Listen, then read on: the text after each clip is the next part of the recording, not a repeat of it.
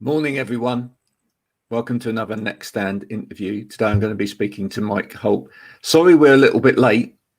It's called technical gremlins, which happens when you're remote working. Can happen. Can't right. it, Mike? It can happen. Mm-hmm. Yeah. Whereabouts in the world are you? Audio issues. I'm in Chiang Mai, Thailand. It's in the northern province in Thailand. That sounds wonderful. Tell me a little bit about Thailand, because I've never been there, or for anyone that's watching that's never been to Thailand. What can people expect when they arrive in Thailand?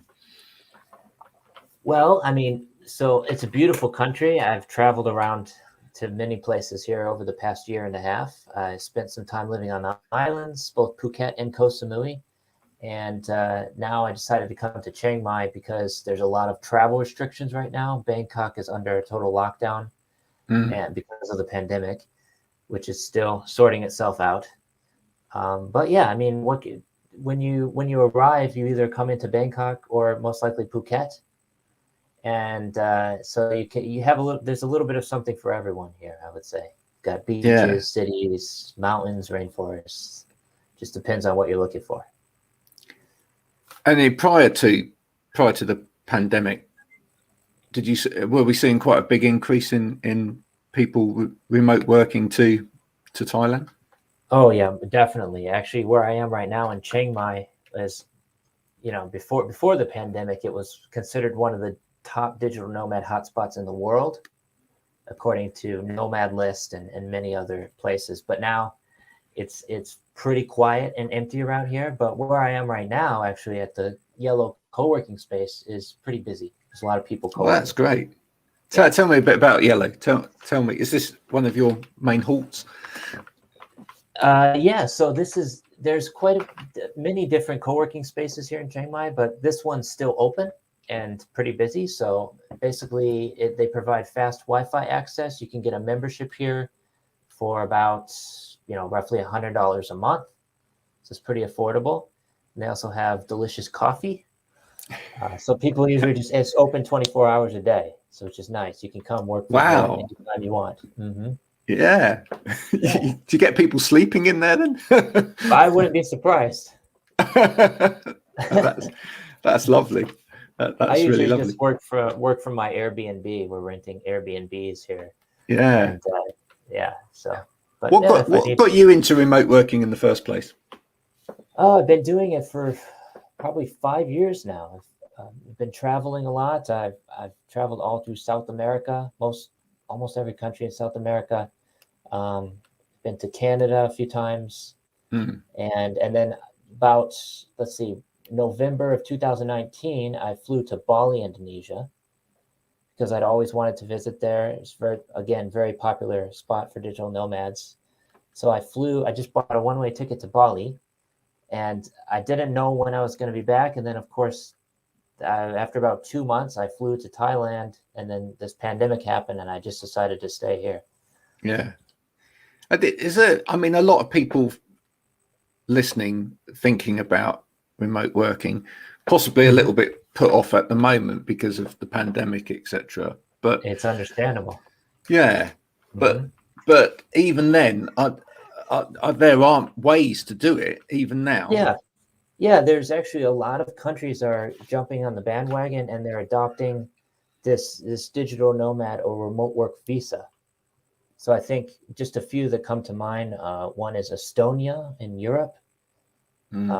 And let's see, Portugal, Costa Rica, I believe is they're offering digital nomad visa. So essentially what that allows you to do. I think Croatia aren't they? Yeah, Croatia too.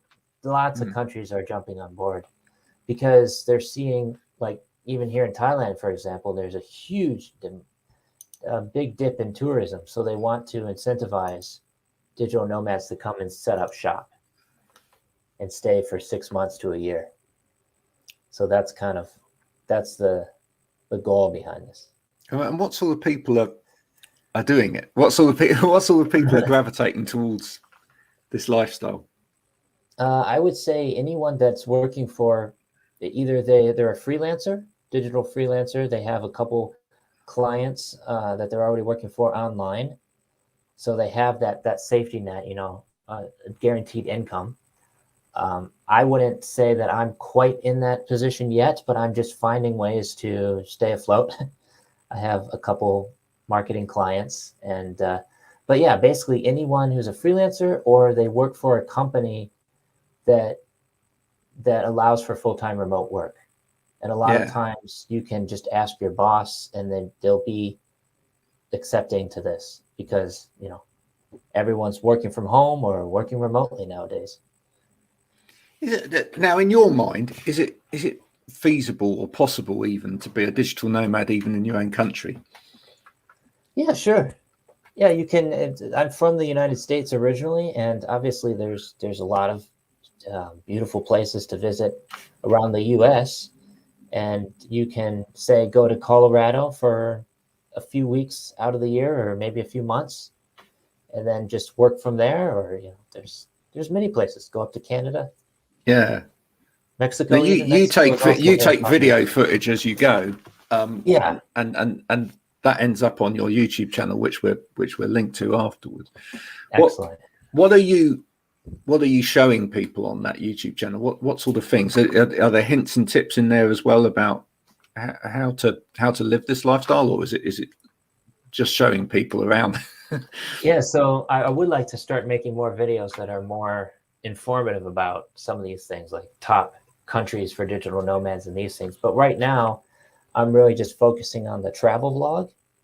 So I'm showing people that I'm already doing this here in Thailand. So kind of just inspiring them to visit Thailand at the time being currently. And I would like to obviously continue traveling soon. But I have a girlfriend here, and she's one of the reasons I'm staying.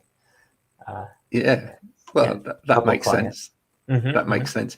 So, I mean, you there's a video that you did the other day from where you are now, Yellow, and you showed us around in there. I mean, you're in a booth at the moment. Yep. So that's a like private booth, but just so people can visualize in their head, and then they can go and watch the video to get a better idea. Outside of that booth, there's quite a big space. Yeah, I could actually show you around, but I'd have to carry my laptop around. Yeah, no, it's fine. They can watch the full tour video on my YouTube channel, though. Yeah, but there's different types of spaces within that space in order to do, if you wanted to chat a bit more, or if you wanted to sit quietly, etc. So right outside this booth, which is a soundproof booth that people use for conference calls and interviews, they also have a large space with a bunch of tables set up, and even like a little spot where you can sit on some cushions. So yeah, it's a big space. They also have a coffee shop, and then upstairs you can get a hot desk, which is like a reserved spot. It's reserved only for you. So that's if you have a business and you're coming here every day. But that's a higher tiered membership. I mean, if people were beginning to think about this, sounds like an idea. I've actually spent the last 18 months or whatever sat at home looking at the same wall, doing my work or whatever, or I'm just fed up of sitting in that same office space every day, and I know I can be more productive if I can move around a bit. Are there a couple of pieces of advice that you would give people just to start out in this? What are there people or any particular websites that they need to go and look at in the first place? I would recommend checking out Nomad List. So this is a website that offers a curated list of the top digital nomad hotspots around the world. So that's changing all the time, and it's based on different types of criteria like cost of living, quality of life, many different things. So if you're looking to go to, let's say, Mexico, for example, just to go on vacation, maybe you don't even want to be working while traveling and just take a vacation for a while to see something new, then that would be probably one of the best resources out there. Yeah, I mean, is that not kind of part and parcel of the digital nomad lifestyle as well? Is that perhaps these days life and work blend anyway. Yeah, sure. Yeah. They're kind of two sides of the same coin, but I would say that you need that work-life balance as well. Do you Yeah, it's need important. work-life balance, or do you need balance? Because Balance. I'm Yeah, just balance. I'm on the table about that, because Mhm. you know, at the end of the day, I like to try and find work that's not work as well. If you love what you're doing, then it's not work, right? It's just it becomes part of Exactly. your daily life. Mm-hmm. Yeah. And More therefore, seamless. yeah, I think it's important to prioritize and make time for the things that are important in your life. And therefore, you know, you shouldn't necessarily have your head in a phone or a laptop all day, every day. Mm-hmm. But Sometimes it's better just to leave your phone at home so you can reduce distraction. Say if you're yeah, going to dinner and you don't want to be, just leave it at home. yeah, no, Because I find absolutely. myself. Mm-hmm. But then at the same time, it's one of the beauties of being able to you know, being in a more beautiful place, and you know, moving from place to place, that, you know, potentially you could just, the structure of your day could vary a bit more, so you could actually just get up in the morning, maybe go for a walk, Yeah, you know, sure. go somewhere else, and then laptop comes out, you know, catch up on some emails, you know, move on to another place, sit down, get a coffee, do a little bit more work, you know. Sure. Yeah, it's all about prioritizing things so that you have. For me, I don't really have a daily schedule, like something that I stick to every single day. I kind of just do. I'm pretty creative, so I like to make it more unstructured. Yeah. But this is an example, like when I'm going to visit some, beautiful place up here in the mountains of Chiang Mai, I find it kind of difficult to separate work from just enjoying the moment. So let's say I'm going to go see some place, like go to a Buddhist temple, and I just want to enjoy the moment, right? Instead of always recording or thinking about, now I should be making a travel vlog. It'd be better just to be in the moment, right? Yeah, I understand that. Important. Do you think, though, at the same time, that same pressure is there for most people these days, regardless of where they are? Maybe you're just in a nicer place to do that. But you know, I think it's the same for a lot of people anyway, regardless of whether they're living that lifestyle. Is that, you know, they get up in the morning, you know, something happens in the home. Oh, that's interesting. I better capture that. I better put that on social media. I better, you know, I can use that in some way in order to, you know, facilitate part of my business or whatever. So I don't know that it's necessarily something that's unique to definitely not traveling, but you obviously get to see some amazing things. So I guess, as I say, so you're torn between having that just for yourself, but also going, but I know people would love to see that. Yeah. So just recently I did it was sort of a collaborative YouTube video where I teamed up with Perfect Homes. They're a real estate company here in Chiang Mai. And I just took them around for a few condo tours. So I'm showing them around a condo, and then so that was kind of more of a collaborative effort, which I like to start doing more of. Yeah, I was going to say, actually, that's quite fun as well, isn't it? Being collaborative like that. Yeah, we're collaborating now. Yeah, absolutely. And the same thing here is that you're helping me promote my business, and then I can help you promote yours in return. So it's a mutual exchange. Yeah, and I think that's kind of part of the digital nomad lifestyle. In a way, is finding ways of collaborating and, you know, and hustling as well as you go, in order to, you know, make some money to continue the travel. Definitely. And you know, I love to continue traveling. I've never been to Europe, if you can believe Have you that. not? So no, I've never been to Europe. So that's at the top of my list. I'd love to see Germany, maybe go to Portugal for a while. there's a guy there. He's starting a digital nomad village in the Madeira Islands. Wow. And he's been featured in, all the Forbes Inc., all the major publications. So yeah, that's kind of like the spotlight for the digital nomad. So, well, I think one of the great things is that's happening now, and it started before the pandemic, but the pandemic has pushed it on, has accelerated it, is that there is, even here in England, there's going to be a growth of co-working spaces and collaborative working spaces that's going to pop up, because businesses have realized that having huge real estate, having these massive offices, getting everybody to one place and the big commute every day is not necessarily the right thing to do. Watched a program earlier this week with Kate Humble, who does sort of a program about people moving to the country to get a better life.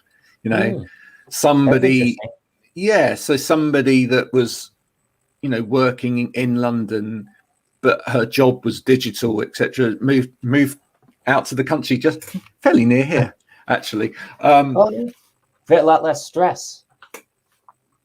Yeah. If you're not in the city, you're out in the country with nature, and it seems a lot less stressful. So I think more of it will happen. I think more of it will happen, and but that was one of the interesting things that came up in that program, was that on the one hand, she wanted to move out to somewhere as a base that was quieter, but then there's times, etc., when you're working where you want to be surrounded by other people. So it's quite nice if you can find a quiet base to live, but maybe that's where the co-working spaces work out. So you could have your little office at home, but then sign up for a co-working space where you go and there's a mill of people. That's one of the nice things about Chiang Mai, is it's also a university town. Right. So I'm living very close to the university. There's students there. There's still a certain degree of freedom here, compared to Bangkok, which is just completely locked down. That's why I chose Chiang Mai. And I was living in Koh Samui, which is a beautiful island in southern Thailand, for about 5 months. I also have some videos from there on my YouTube channel if you want to check it out. And the nice thing about the nice thing about Samui is it's very quiet now. There's not too many. There are some foreigner expats there, but almost no international travelers are coming to the island. So the beaches are just pristine, very quiet, peaceful, but at the same time, it does get a little bit lonely. After a while, you're like, oh, I have this whole beach to myself. It's like a private island. But where are the people? Yeah. It's like, but they don't have any co-working spaces in Samui. I have some friends who are working on that, but we definitely need something there. Do you think there's room for investors to come in other areas and actually create more co-working spaces? Yeah, most definitely. There's actually one, it's called Social Tel, which is still sort of under construction, but they have about $5 million invested into that.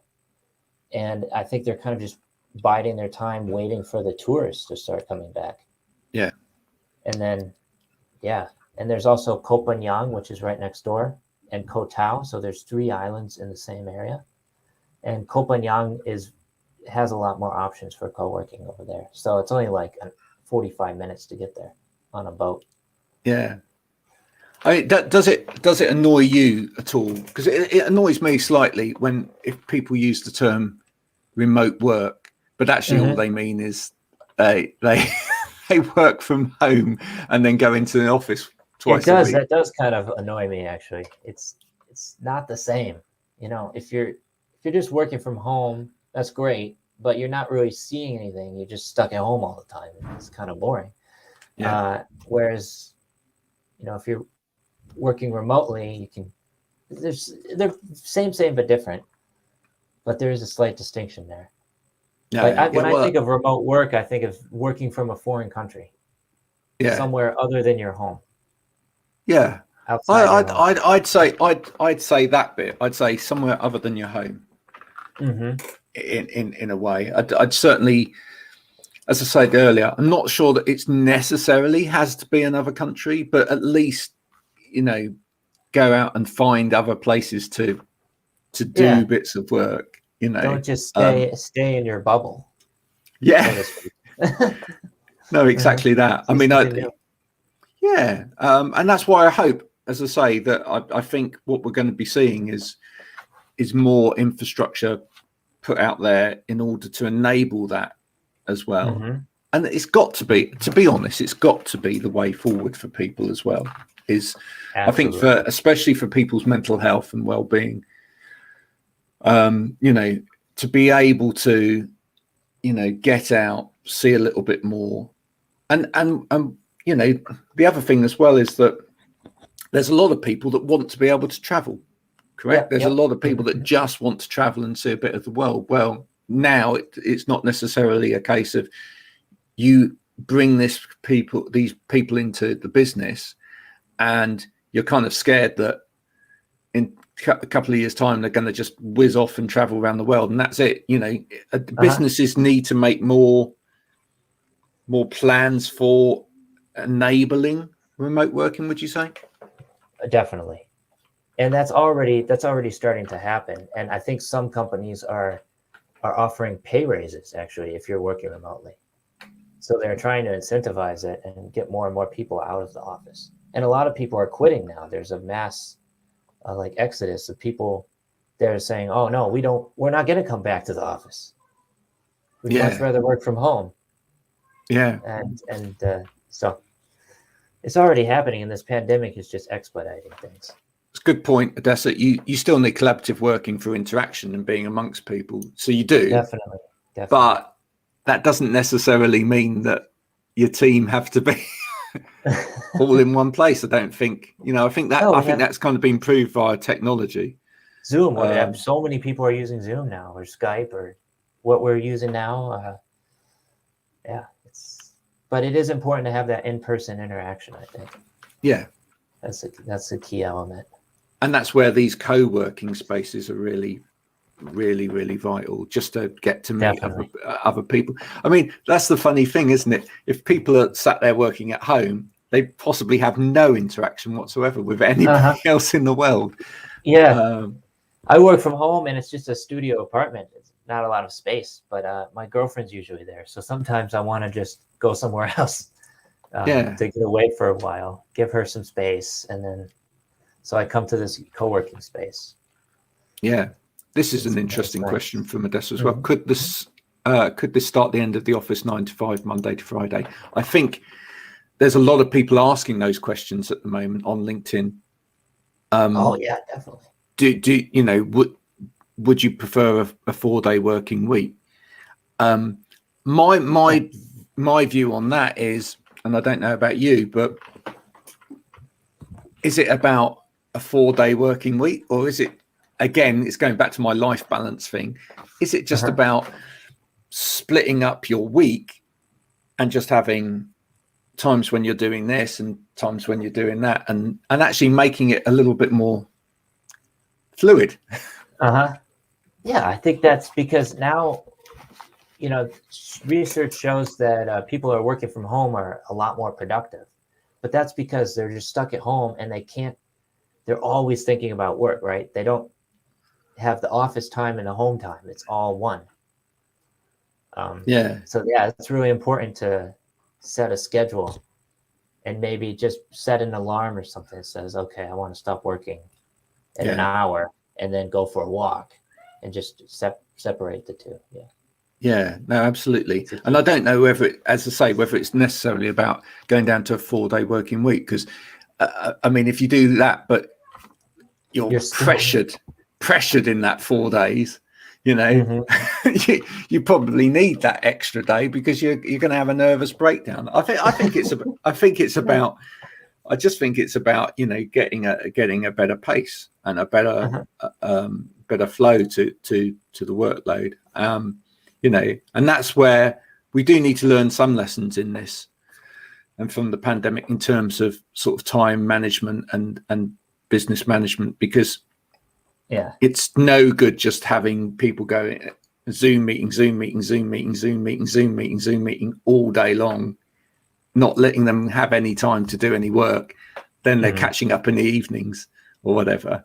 That switched on all the time bit isn't great for people. I mean, the benefit of, I think some of the benefit that we're seeing from remote workers is they're finding this better pace of life and how to spread that work out during the day. So it doesn't mean to say you don't work hard, but it's just not necessarily so intense. I would recommend reading The 4-Hour Work Week, which I have right here. This one is in Thai. It's in Thai, so I can't read this. I don't read Thai. But you have a copy that you have read. Other copies are available. Yeah. And what's the premise of that? This is a great book. It's essentially just everything that you don't want to do, outsource it to another, say the Philippines or somewhere, and just realize that you don't have to do everything yourself, and you should set that. I actually never finished the book, to be honest. I think I read about half of it. Yeah, you got the gist. A little bit boring. I'd rather just get the Cliff Notes version. I love the honesty of that. Yeah, that's great. But it's a classic. Many people want. Yeah.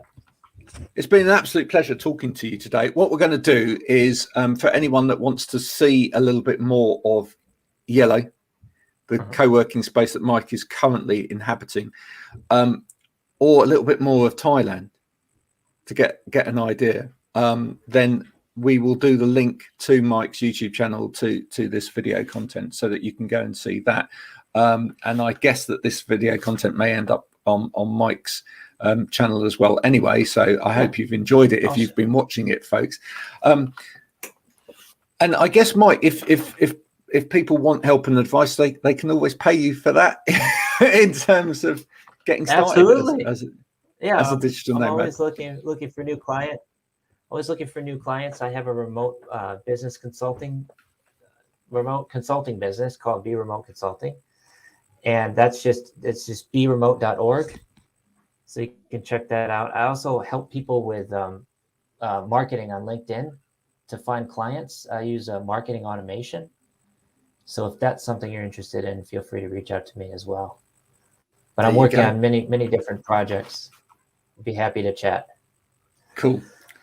Well, thank you very much for joining me today. Sorry about the gremlins and getting started with this today, but that's technology for you. Okay. Bye. Thanks for joining me, Mike. Bye for now. Can't live with it. Can't live without it.